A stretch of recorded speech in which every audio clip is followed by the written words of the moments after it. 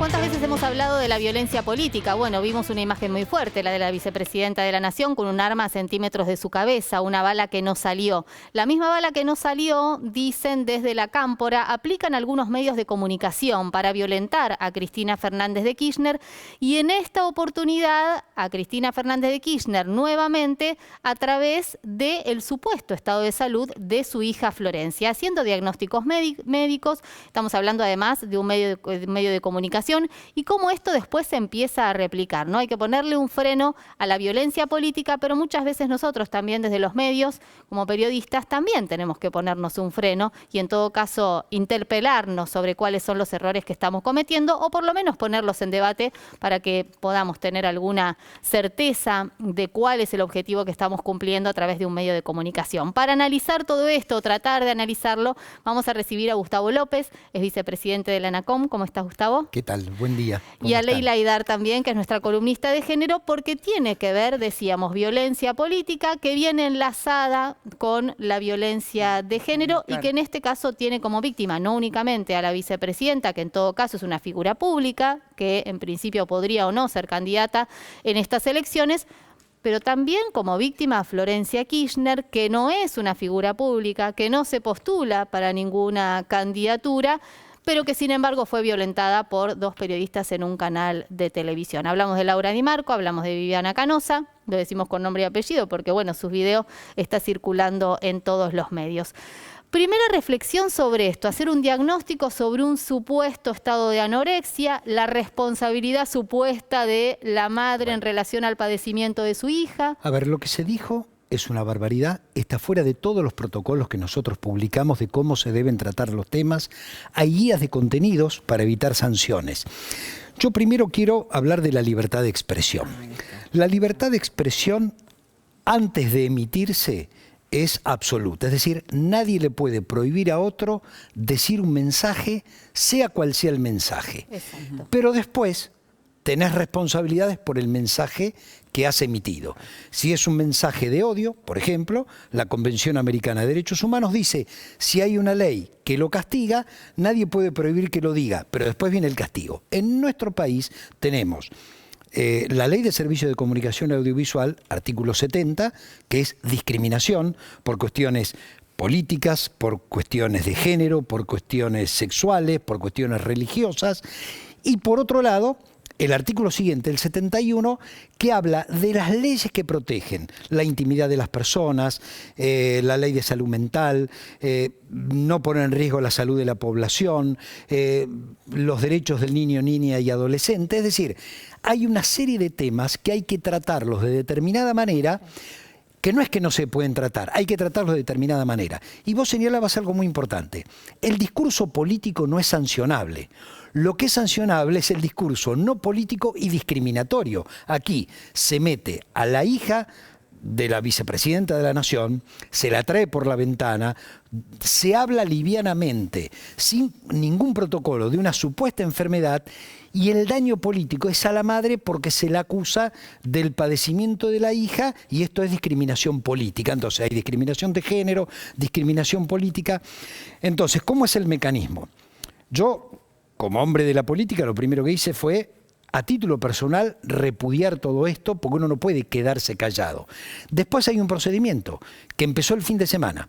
Los fiscalizadores del ENACOM revisaron el programa, están haciendo la evaluación, mañana corresponde que le hagan el cargo y le giren, digamos, la falta al canal, que tiene 10 días para contestar. Y después tiene que venir una sanción si se cometió una falta. En este momento La Nación Más tiene casi todos por este mismo tema, 32 expedientes en trámite por violación a la Ley de Servicio de Comunicación Audiovisual. Bueno, de hecho está interviniendo también la Defensoría del Público, ¿no? Tratando también de definir si se incurrió en alguna falta, en principio en una falta. Ya tuvimos una denuncia que nos llegó el fin de semana de la ministra de la Mujer. Claro. Hizo una denuncia formal.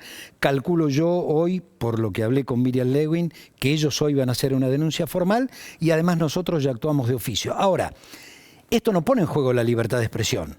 Esto lo que hace es, la libertad de expresión está garantizada cuando uno viola una ley.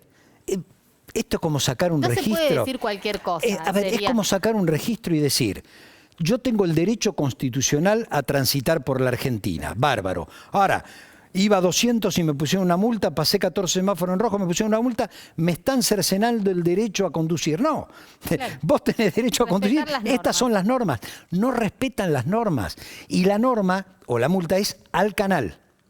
Eso es el responsable, el canal. No es la primera vez que desde los medios de comunicación se ejerce violencia política. Exacto. Contra la vicepresidenta en este caso, pero también contra otras mujeres. Esto está pasando y se ve claramente. Digo, ¿cuál es la sanción? Porque si no parece que queda todo dentro de los mismos medios de comunicación, ¿no? Lo que dicen aquellos que ejercen la violencia, aquellos que creemos que no está bien, pero digo, parecería que si no queda todo ahí. ¿Cuál es la sanción? A ver, la sanción es económica. Puede llegar una sanción grave a una multa equivalente al 10% de la publicidad que recibió en el mes el canal, o incluso a la quita de publicidad, no la oficial, que tiene ya su mecanismo. Si nosotros le ponemos una multa al canal, la Secretaría de Medios le puede quitar la publicidad oficial, que es lo que estamos, calculo yo, evaluando en el próximo directorio en los próximos días o la semana que viene. Acá estamos hablando de que además hay sanciones de quita de publicidad privada. Cuando yo era interventor del Confer lo he puesto en los años 2000. Y a mí me parece importante, yo sé que hay una tensión entre la necesidad de hacer algo ahora y todos los mecanismos, obviamente, de defensa que tienen los canales, que pueden llegar a la justicia. Pero yo quiero resaltar que muchos fallos judiciales ayudaron y mucho a cambiar la forma de hacer periodismo. Porque hubo un fallo, Ponseti de Balbín. Ponseti era la viuda de Ricardo Balbín, líder político de los años 80, el principal líder político cuando murió. La revista Gente le saca una foto subrepticia, sin el acuerdo de la familia, en terapia intensiva, claro, muriéndose. ¿Qué adujo la revista? Es un dato de interés público porque se trata de una figura pública. ¿Qué dijo la familia? Nunca permitimos entrar a la intimidad. Terminó ganando el juicio, tuvo que pagar una indemnización importante y a partir de allí el derecho a la intimidad se impuso sobre, ¿hay derecho a la libertad de expresión? Sí.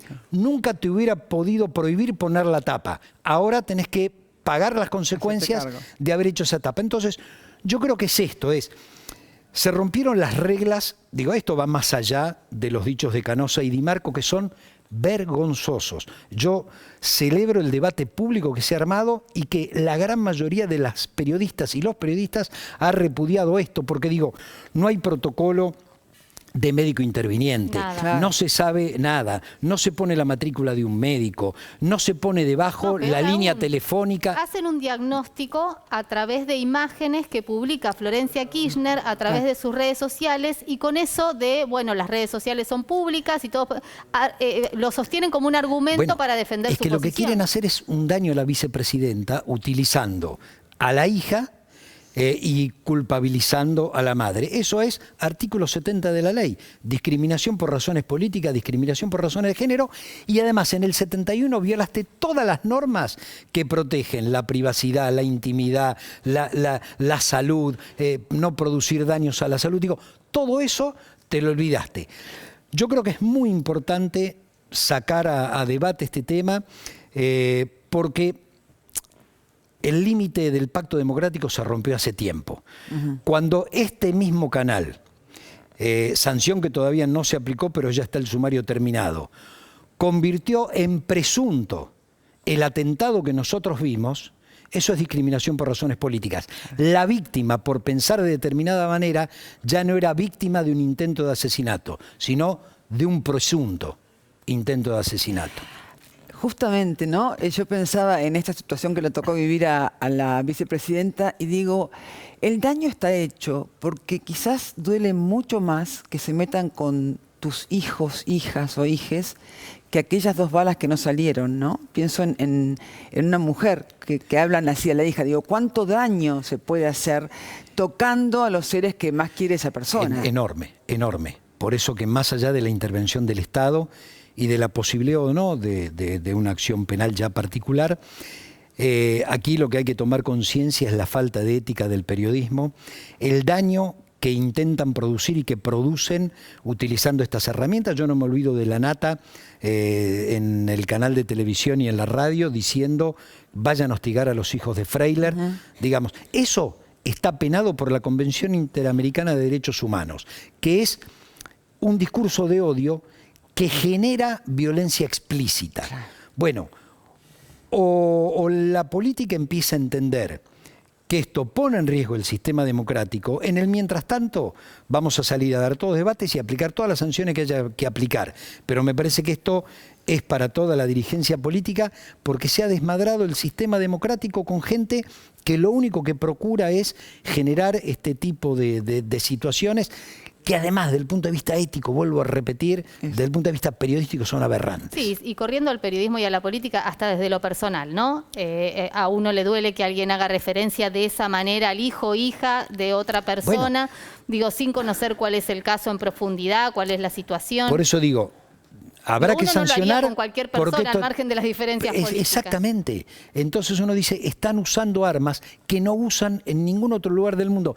Mirá, lo de Laura Di Marco, que decía, yo lo vi en Borgen, bueno, casualmente. Es una crítica, precisamente, al uso. Bueno, en Borgen yo le antepongo Ponseti de Balbín.